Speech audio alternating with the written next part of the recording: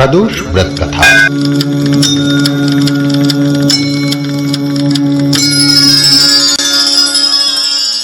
वज्रदंष्ट्रं त्रिनयनं कालकण्ठमरिन्दमं सहस्रकरं प्युग्रं वन्दे शम्भुमुमापतिम्। जिनकी दाढ़ी वज्र के सदृश है, जो त्रिनेत्रधारी हैं, जिनके कंठ में गरल पान का नीला चिन्ह सुशोभित है, जो शत्रु भाव रखने वालों का दमन करते हैं, जिनके सहस्रों कर यानी किरणें हैं तथा जो अभक्तों के लिए अत्यंत उग्र स्वरूप हैं, ऐसे उमापति महेश्वर को मैं नमस्कार करता हूं।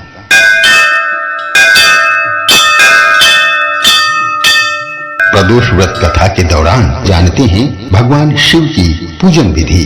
प्रदोष व्रत के दौरान भगवान शिव की किस प्रकार पूजा की जाती है वही जानते हैं। प्रदोष व्रत करने वाले को त्रयोदशी के दिन भर भोजन नहीं करना चाहिए। शाम के समय जब सूर्यास्त में 3 घड़ी का समय शेष रह जाए तब स्नान आदि कर्मों से निवृत्त होकर श्वेत वस्त्र धारण करें। तत्पश्चात संध्या वंदन करने के बाद शिव जी की पूजन आरंभ करें। पूजन के स्थान को स्वच्छ जल से साफ कर लें। अगर जमीन कच्चा है तो गोबर से उसको लीप दें और वहां मंडप बना लेना चाहिए। उस मंडप के ऊपर रंगीन चंदोवा लगाकर वंदनवार से सुसज्जित कर देना चाहिए। विविध प्रकार से उसे सजाना चाहिए। उस स्थान पर 5 रंगों के मिश्रण से पद्म पुष्प अर्थात कमल का फूल बनाना चाहिए। कुश का आसन बिछाकर उसी पर बैठना चाहिए। उस आसन पर बैठने के दौरान मुख पूर्व की तरफ हो अथवा उत्तर की तरफ होकर भी बैठ सकते हैं। फिर इसके बाद भगवान महेश्वर की स्थापित मूर्ति का ध्यान करना चाहिए। ध्यान का मंत्र मैं बतला रहा हूँ। करोड़ों चंद्रमा के समान कांतिमान त्रिनेत्रधारी, मस्तक पर चंद्रमा का भूषण धारण करने वाले, पिंगल वर्ण के जटाजूट धारी, नीलकंठ तथा अनेक हारों से सुशोभित वरद हस्त, परशुधारी, नागों के कुंडल पहने, व्याघ्र चर्म धारण किए हुए, रत्न जड़ित सिंहासन पर विराजमान शिव जी का ध्यान करें। अब यहाँ थोड़ा चर्चा कर लेते हैं प्रदोष शब्द के बारे में। प्रदोषो रजनी मुखम के अनुसार सायंकाल के बाद और रात्रि आने के पूर्व दोनों के बीच का जो समय है उसे प्रदोष कहते हैं। उसी समय व्रत करने वाले को भगवान शिव की पूजा करनी चाहिए। अब प्रदोष व्रत का मानसिक संकल्प करते हैं। ध्यान के समय एकाग्रचित होकर संकल्प करना चाहिए। हाथ जोड़कर मन में देवाधिदेव शंकर का ध्यान करते हुए कहना चाहिए, हे शंकर जी, आप संपूर्ण पापों के नाश के निमित्त प्रसन्न हुइए। शोक रूपी अग्नि में दग्ध संसार की भय से भयभीत और अनेक प्रकार के रोगों से आक्रांत इस अनाथ की आप रक्षा कीजिए। हे स्वामी, आप देवी पार्वती के सहित पधार कर मेरी पूजा ग्रहण कीजिए। ऐसा करने के बाद ओम गौरी सहित शिवाय नमः इस मंत्र द्वारा उनका आवाहन करना चाहिए। इसके बाद जल से शिव जी को स्नान कराएं। तत्पश्चात वस्त्र, यज्ञोपवीत, गंध, द्रव्य और आभूषण आदि अर्पित करें। पुष्पों में मंदार, कमल, कनेर, धतूरा और बेलपत्र चढ़ाना चाहिए। धूप दीप देकर ऋतुफल और खीर का नैवेद्य अथवा शक्कर या गुड़ से युक्त मिष्टान्न अर्पित करना चाहिए। तत्पश्चात तांबुल अर्थात पान अर्पित करना चाहिए। अंत में ओम नमः शिवाय इस मंत्र का 1000 बार जप करना चाहिए। पूजा की समाप्ति के बाद ब्राह्मण को भोजन कराकर यथाशक्ति गरीबों को दक्षिणा देनी चाहिए। प्रदोष व्रत का बहुत ही ज्यादा महत्व है। इस व्रत के करने से संपूर्ण पापों का नाश हो जाता है। यहाँ तक कि सैकड़ों ब्रह्म हत्या का पाप भी नष्ट हो जाता है। दरिद्रता दूर हो जाती है। रोग से छुटकारा मिलता है। इसके प्रभाव से सभी प्रकार के कष्ट दूर होकर सुख, धन और पुत्र की प्राप्ति होती है। प्रदोष व्रत से विद्यार्थियों को विद्या की और विधवाओं को धर्म की प्राप्ति होती है। यह व्रत सभी मनोरथों को पूर्ण करने वाला है। सुहागिन स्त्रियों को इस व्रत से सौभाग्य, संतान और सुख की प्राप्ति होती है। अगर सुख मिल रहा है तो उसमें अभिवृद्धि होती है। इस व्रत के फल की महिमा सर्वथा अकथनीय है। अब प्रदोष व्रत कथा आरंभ करते हैं।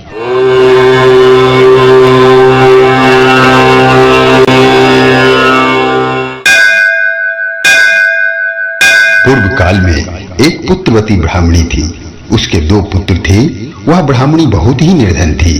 दैव योग से उसे एक दिन महर्षि शांडिल्य के दर्शन हुए। महर्षि के मुख से प्रदोष व्रत में शिव पूजन की महिमा सुनकर उस ब्राह्मणी ने ऋषि से पूजन की विधि पूछी। उसकी श्रद्धा और आग्रह से ऋषि ने उस ब्राह्मणी को शिव पूजन की विधि बतलाई। वही विधि जो पहले बतलाया जा चुका है, वही विधि महर्षि शांडिल्य ने उस ब्राह्मणी को बतलाया और कहा, तुम अपने दोनों पुत्रों से शिव की पूजा कराओ। इस व्रत के प्रभाव से तुम्हें 1 वर्ष के पश्चात पूर्ण सिद्धि की प्राप्ति होगी। उस ब्राह्मणी ने महर्षि शांडिल्य के वचन सुनकर अपने पुत्रों के सहित नतमस्तक होकर मुनि के चरणों में प्रणाम किया और बोली, हे ब्राह्मण, आज मैं आपके दर्शन से धन्य हो गई हूँ।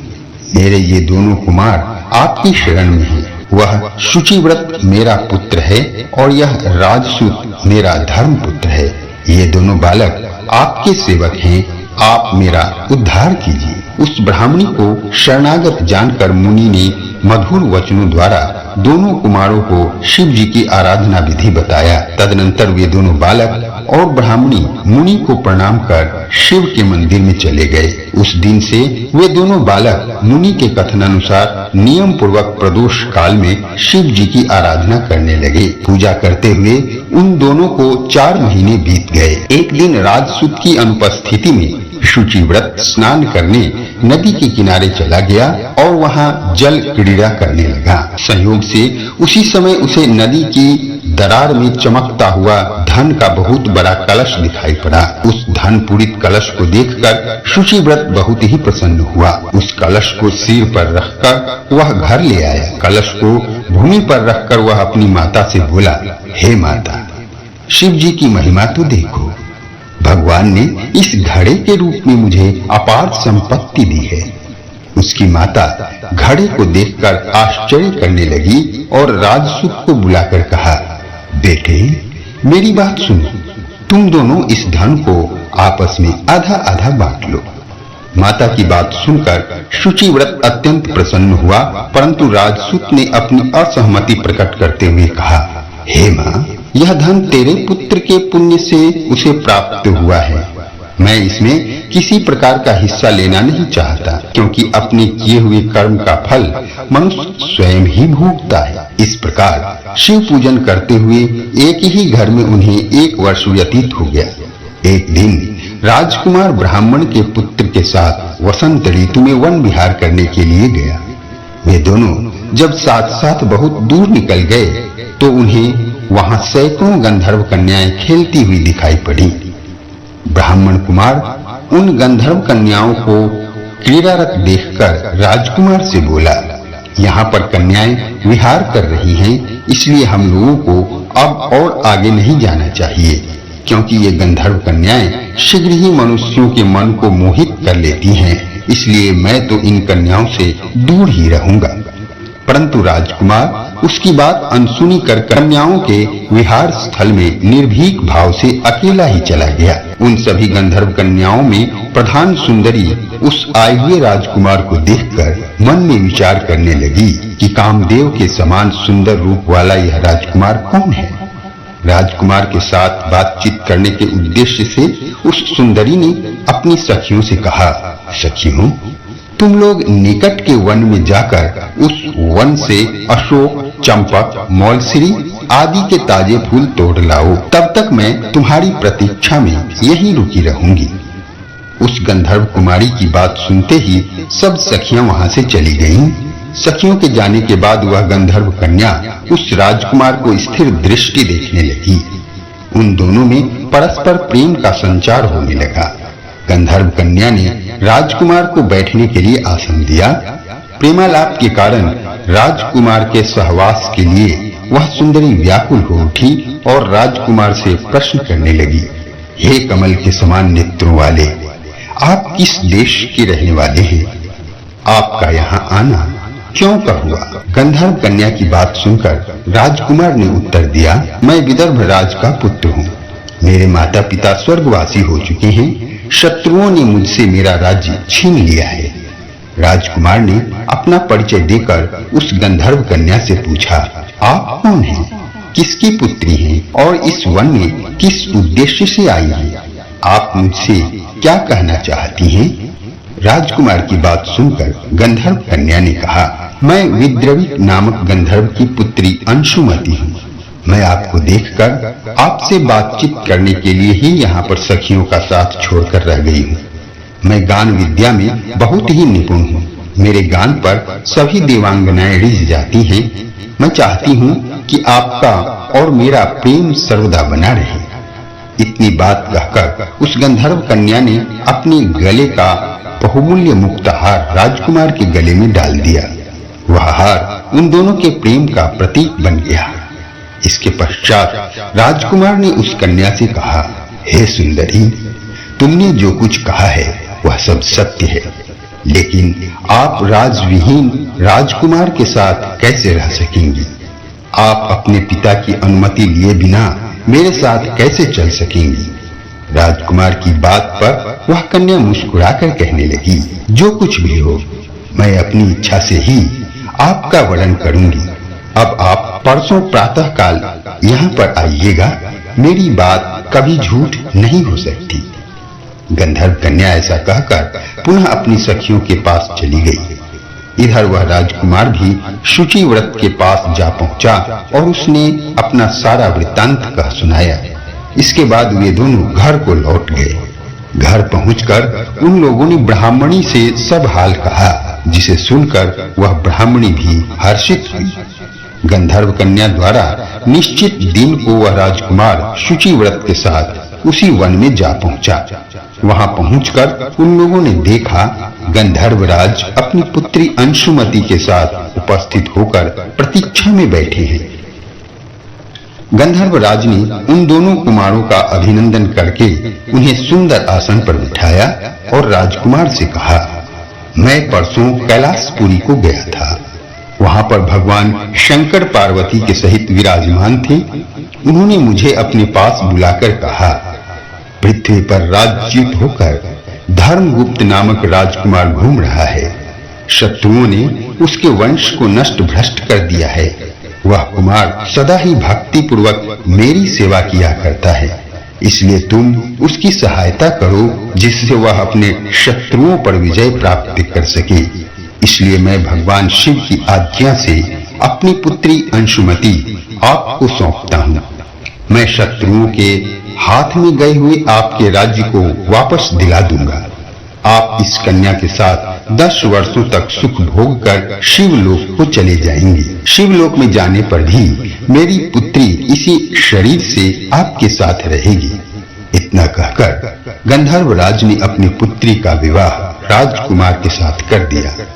दहेज में अनेक बहुमूल्य रत्न, वस्त्र, रथ आदि प्रदान किए।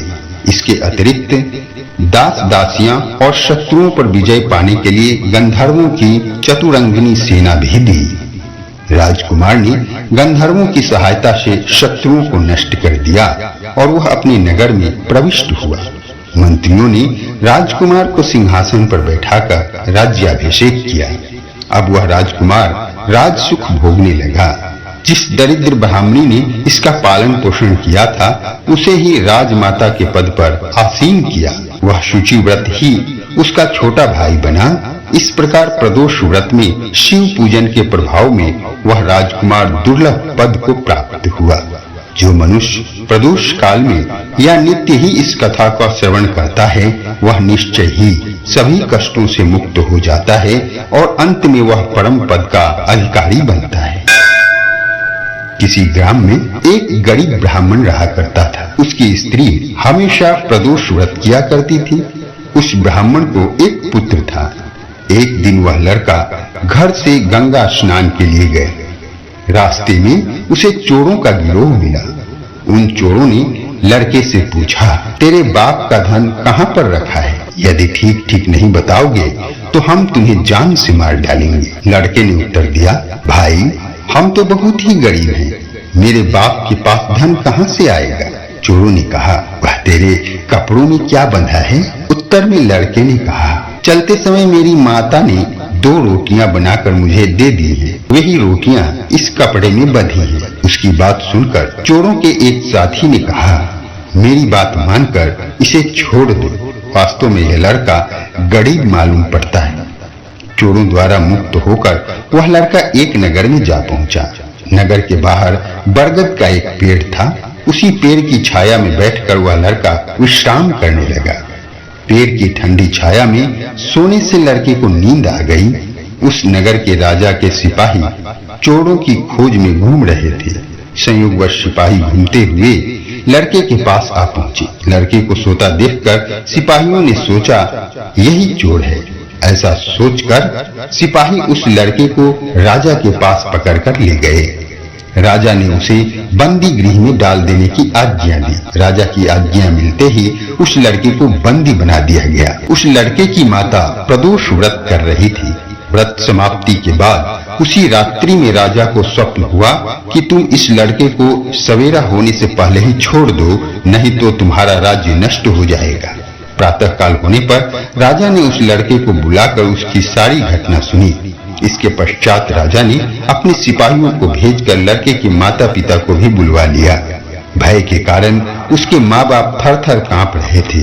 उन दोनों की ऐसी हालत देखकर राजा ने कहा, तुम लोगों को डरने की आवश्यकता नहीं है, तुम्हारा लड़का निर्दोष है। मैंने इसे चोर के भ्रम में पकड़ लिया था। अब इसकी सच्चाई से प्रसन्न होकर मैं तुम्हें 5 गांव पुरस्कार स्वरूप प्रदान करता हूँ।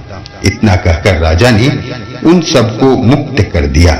भगवान शंकर की कृपा से उस ब्राह्मण के घर सदैव आनंद मंगल होने लगा। इसी प्रकार जो कोई इस व्रत को करता है उसके यहाँ नित्य ही आनंद मंगल होता है। अब जानते हैं प्रदोष व्रत के उद्यापन की विधि। उद्यापन करने से एक दिन पूर्व गणेश पूजन करने के बाद घर में अथवा देवालय में बैठकर नृत्य गीत आदि द्वारा रात भर जागरण करना चाहिए। दूसरे दिन प्रातः स्नान आदि कार्य से निवृत्त होकर रंगीन वस्त्रों से मंडप बनाएं। फिर उसी मंडप में शिव पार्वती की प्रतिमा स्थापित करके विधि पूर्वक पूजन करें। तदनंतर शिव पार्वती के उद्देश्य से खीर से अग्नि में हवन करना चाहिए। हवन करते समय ओम उमा सहित शिवाय नमः इसी मंत्र से 108 बार आहुति देनी चाहिए। इसी प्रकार ओम नमः शिवाय इस मंत्र से भगवान शिव के निमित्त आहुति प्रदान करें। हवन के अंत में किसी धार्मिक पत्नीवान आचार्य को वस्त्र, अलंकार और दुधारू गाय दान में देना चाहिए। ऐसा करने के बाद ब्राह्मणों को भोजन दक्षिणा से संतुष्ट करना चाहिए। व्रत पूर्ण हो ऐसा वाक्य ब्राह्मणों द्वारा कहलवाना चाहिए। ब्राह्मणों की आज्ञा पाकर बंधु बांधवों को साथ में लेकर मन में भगवान शंकर को स्मरण करते हुए व्रती पुत्र पौत्र आदि से युक्त होता है, आरोग्य प्राप्त करता है। इसके अतिरिक्त वह अपने शत्रुओं पर विजय प्राप्त करता है और संपूर्ण पापों से मुक्त हो जाता है। ऐसा स्कंद पुराण में कहा गया है। इस प्रकार प्रदोष व्रत कथा संपूर्ण हुआ। भगवान शिव हम सबका कल्याण करें।